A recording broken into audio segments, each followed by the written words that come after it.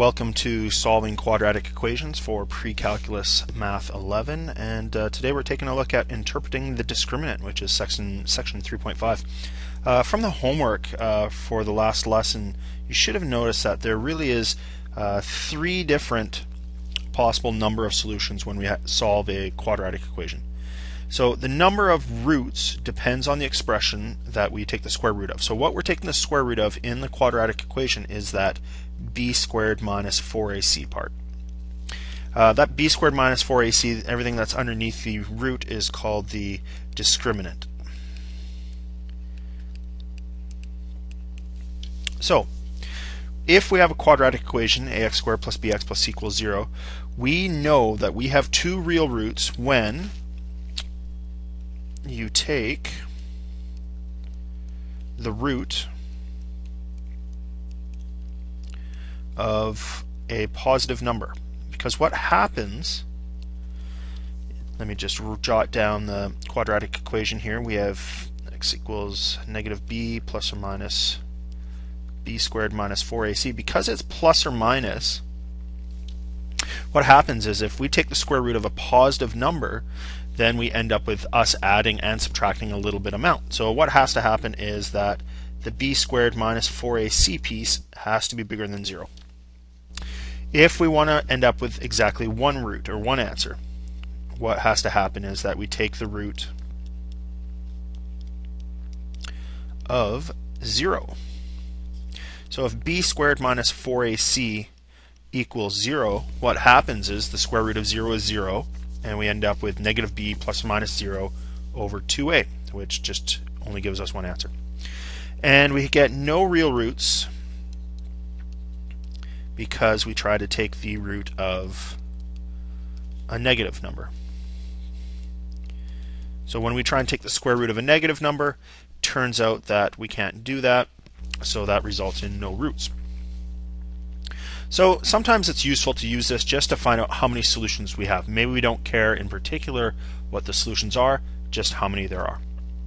So let's take a look here. Without solving, determine the number of roots to the equation 4x squared minus 12x plus 9 equals 0. Let me just pen off to the side here what the a, b, and c are. We saw this last day. A is 4, b is negative 12, c is 9. So all we need to do is slot this into b squared minus 4ac and take a look at what that equals. So negative 12 squared, a is 4 and c is 9. 12 squared is 144. 4 times 4 times 9 is also 144. So this equals 0. Therefore, there is one real root. So what happened is, because b squared minus 4ac was 0, we see that when we took the square root of 0, we end up with 0 and only one answer. Not much tougher, these questions.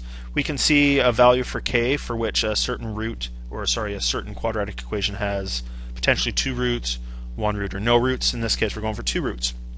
So what we're going to do, again, let me diagram the a, the b, and the c. We have a equals 9, b equals negative 24, and c equals our k value here. We want b squared minus 4ac. If we want two real roots, that has to be a positive number, so larger than 0. Let me slot in everything we know. 24 squared minus 4 times 9 times k. That needs to be bigger than 0.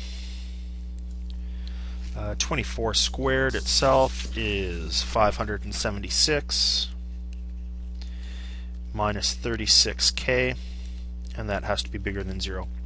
Now we could subtract 576 and divide by negative 36. That would work.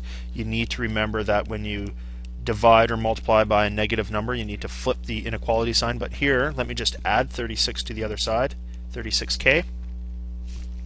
And dividing by 36, we get that k has to be less than 16. So when k value is less than 16, the above quadratic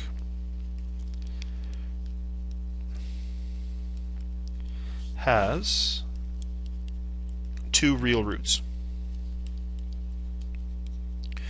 We would suspect, I think, that 16 is kind of that swing point.